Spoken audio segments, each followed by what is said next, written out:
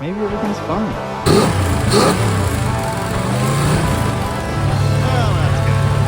Yeah, so when a lifter only lifts up that far and stops, that's not a good sign.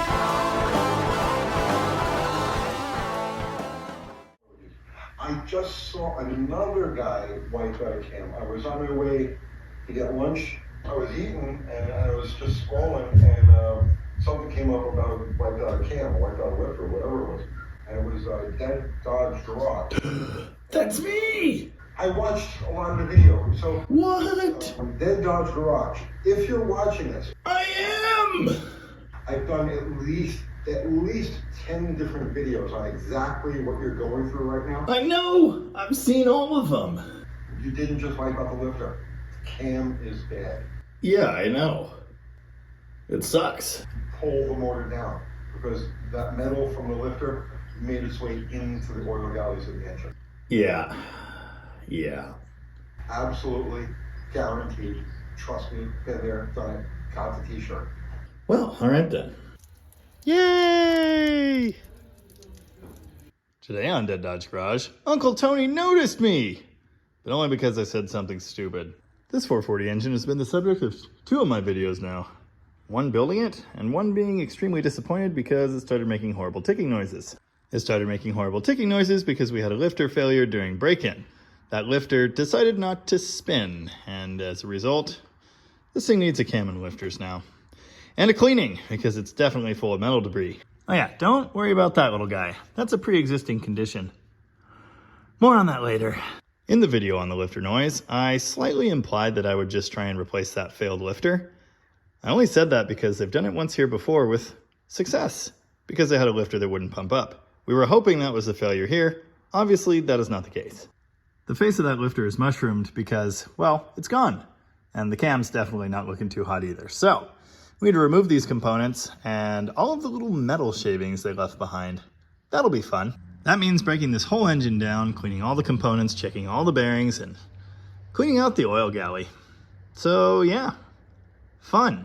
Then after that, of course, we have to decide what to replace the failed cam and lifters with. Whatever it is, definitely won't be from a company that rhymes with stomp. Before I dive into this, I do want to say I appreciate all the people chiming in the comments and saying, hey, it's not just you, it's an epidemic. Everybody's having these problems. All sorts of builders, professional, amateur, and otherwise. Yeah, I know. I've seen all the videos.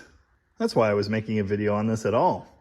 I was hoping that I could help, someone, somewhere, not have this problem. A lot has been said about the causes of cam and lifter failure. Machining, metallurgy, and obviously, break-in procedures. And as we're going into this, I hope I can find something obvious, but something tells me it'll just be carnage. Anyway, fast forward to the future when I'm taking this apart and there's probably classic rock playing.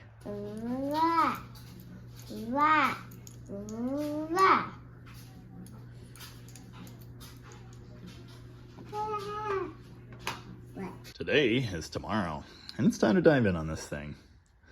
Let's grab the cherry picker and our emotional support coffee. Maybe this will help too. Maybe. Little happy shinies. Yeah, no chunks yet, but they're in there somewhere.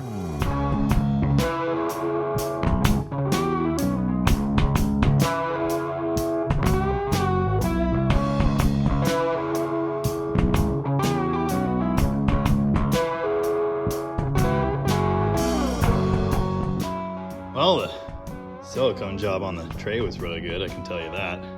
Having to scrape it out of there with a pry tool.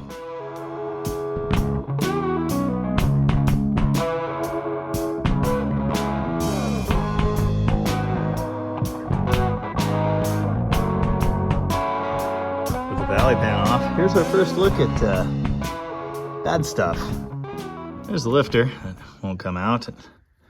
Hey, it's pretty easy to see why. You can see right there, the metal that's just gone. So that's cool. Well, this is interesting. We actually have 2 failed lifters. And that kind of makes sense because I heard the loud noise over here, but I heard a second noise over there. I figured it was just traveling, but it was not. Well, got the pan off. So here's our first look for debris.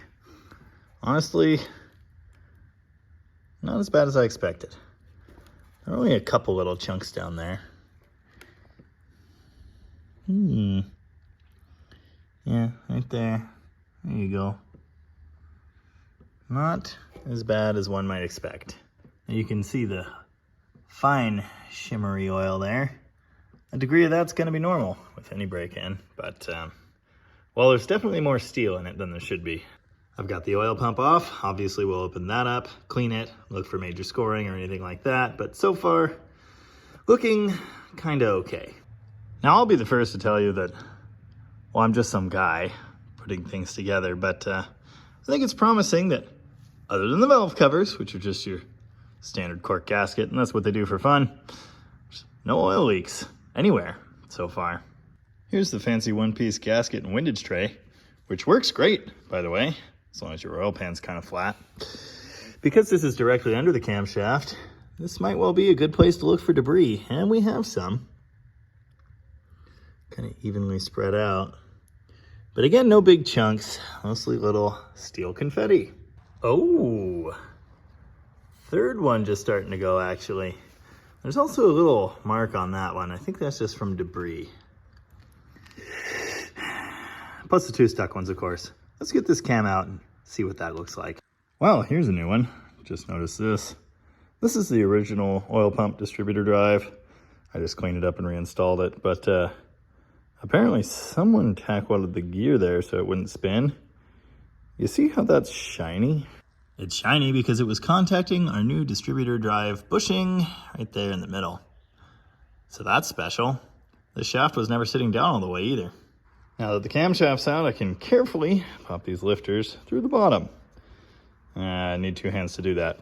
You don't want to force these up through the top because you risk scoring and ruining those lifter bores, and that would not be good.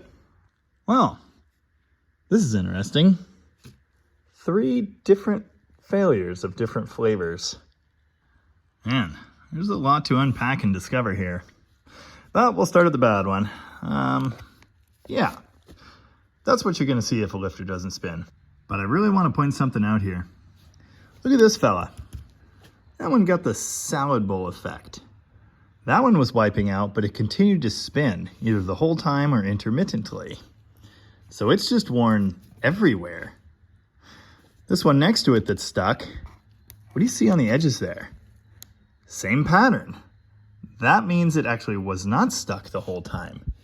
It started going just like this one and then stopped spinning. In the last video, I mentioned that I didn't hear any noise at all until about 7 or 8 minutes. That's when this started happening, I think. But I think they were doing this already before that. This is giving me a headache. They were clearly spinning. They weren't just stuck. Okay.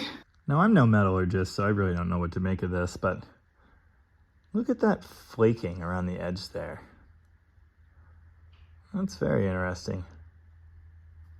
There's a big chunk out of this one. How does that even happen? Why does this material flake off? You actually can see some straight lines on our salad bowl lifter here where it had stopped spinning probably right before I shut the engine down. I did idle it for, I'd say 1 to 3 minutes, listening to it with the stethoscope and trying to pinpoint exactly where the noise was, so I knew where to look. So I'm thinking it stopped right at the end there. As interesting as the 2 failed lifters are, you know, the really bad ones, this one here, intake 7, it's almost the most interesting because we kind of caught it in the act. Before I wiped it off, you could see sort of blackened oil stripes to each side of that mark. For science, I found the flattest thing I could, which is this aluminum level. There's definitely a crown. Whether it's the correct crown, I don't know, but there's definitely a crown. Here's the matching cam lobe. Other than that one shiny line, it actually looks better than some of the ones that weren't failing. Like that guy, for example. What's with those lines?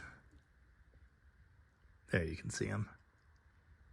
Now I'd like to check for taper on these lobes. There has to be one, or the lifter's not going to spin. It needs that ramp to induce that movement.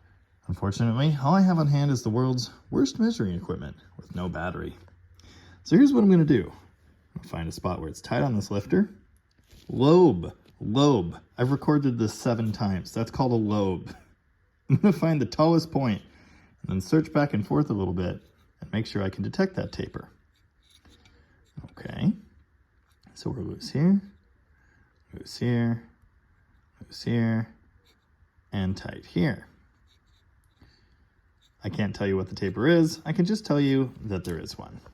It's really hard to show you exactly how I'm doing this with one hand, but basically, it doesn't seem like the same taper is ground into this lobe as the one on that other cam that's good. Obviously, I did have to re-zero this because every lobe is a little bit different. And having done that, it's tight here. It's also tight here, kind of. Maybe that other one was the second worst measuring device in the universe. Obviously, we've only got down to hundredths on this, so what good does that do? But I'm still not really detecting any lobe taper. Yeah, this just really isn't the way to do this. There is taper. Don't know how much. Can't tell you, but there is some. In places. On some lobes. This is really interesting. Even on these lobes that seem to be fine, see those lines running side to side? I don't know what to think of that. Given that cam lobes are ground with a taper and lifter faces are ground with a crown, there should be no way those two surfaces contact all the way across and make a straight line, right?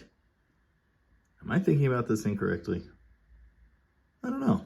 Here's an interesting marking. This is on a lobe with a lifter that did not fail. Why is it grinding that area like that? You know, with old used cams and lifters, it's pretty common to see a primary wear mark here, and then it kind of jumps over the lobe. And that makes sense. So you can see the stripes off to the sides there, but what is that? Here's another strange witness mark. That looks like material transfer that's getting embedded into the surface there. It's hard to see on camera. There are actually some matching scratches right at the outside that probably match that mark. You can probably see this weird patchy pattern. You might think that's rust, but it's not. It's actually what these cams look like when they come in the box now, which is interesting. Some kind of coating, apparently. You can see it wipes away off of the tips of the lobes, so that's interesting. We just happen to have another new comp cam here in a box, and yeah, that's what they look like. What a weird finish.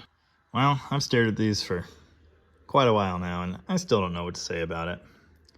Just weird failures. I want to say it's a lifter material problem from the look of things, but I can't say for sure.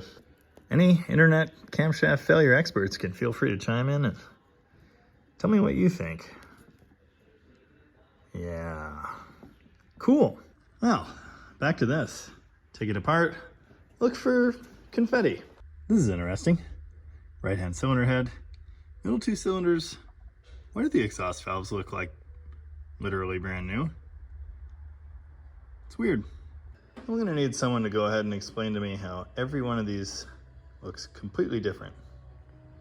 But especially that one, number 5. There's number 5 on the head. What a weird pattern. Very sooty. Maybe chocolate will fix it. Well, that didn't work. Still broken, and I'm still irritated. But that bag goes deeper.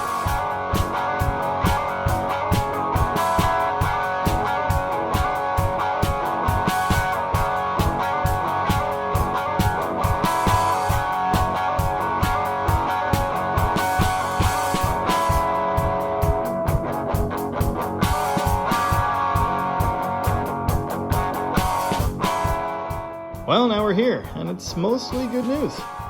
Bearings have some normal scuff marks, but nothing to worry about. One little line you can see there, but can't catch a fingernail on it, so I think it's fine.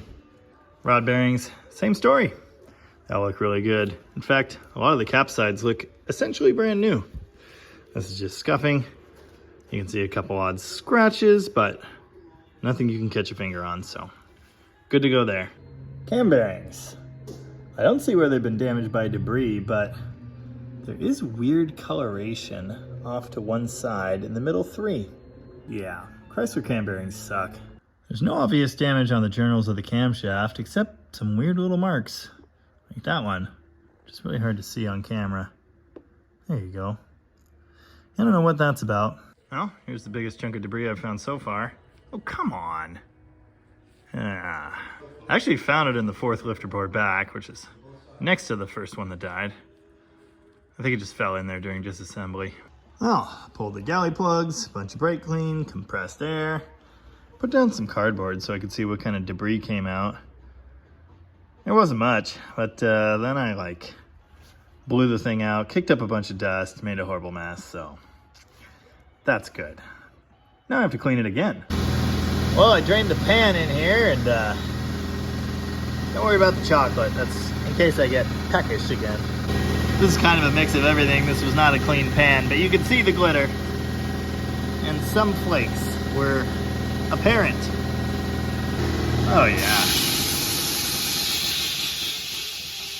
There you go. Happy little engine confetti. Yeah, there are some somewhat substantial chunks in here. Any one of those could get sucked into an engine bearing and do bad stuff, so we'll go ahead and clean all that. Huh. There's also a gray hair. That's not one of mine. Hey, that's better. Still needs another round, but no more chunks. I'll call that a win. All right, pro tip here. You're not gonna get this kind of advice everywhere.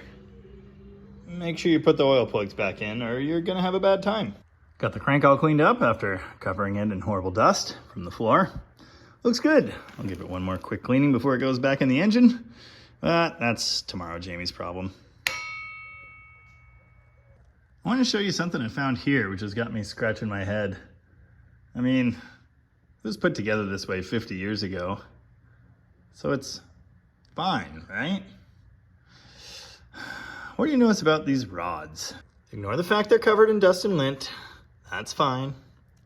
My understanding of connecting rods is they have a tall side and a short side. A cheek, as it's sometimes called. You can tell the bearing sits closer to one side than the other.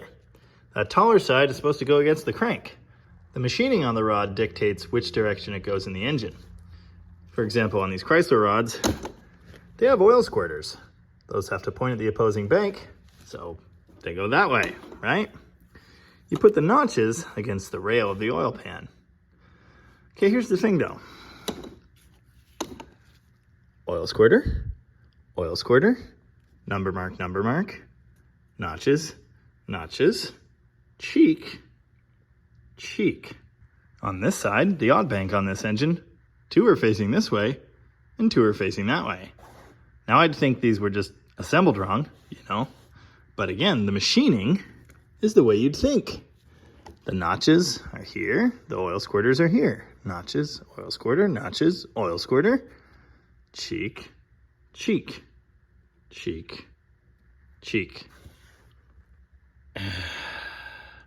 I swear that matters. I feel like that's important. Now again, because of the way the machining's done, this had to be how they were installed, but it's wrong, isn't it? I'm gonna consult a professional machinist. At the same time, I consult them about this. That can't be good.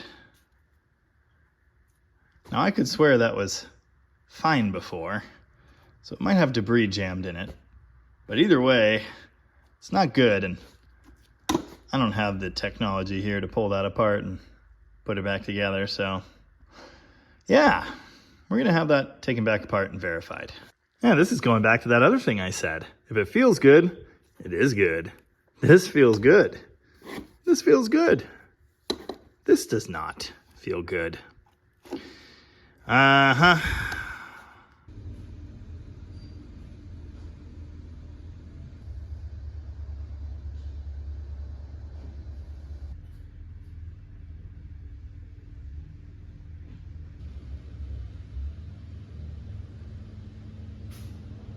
Hey, make sure to make nice with your local machinist.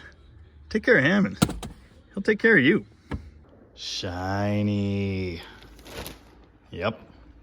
If you're curious about how to assemble a big block, well, just go watch the video where I assemble this big block again. This is going to have to be the end of this video.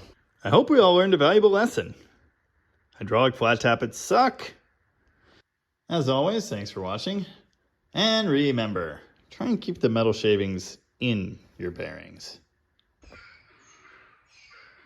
Well, the donkeys are in rare form today. Oh yeah, it's all coming together.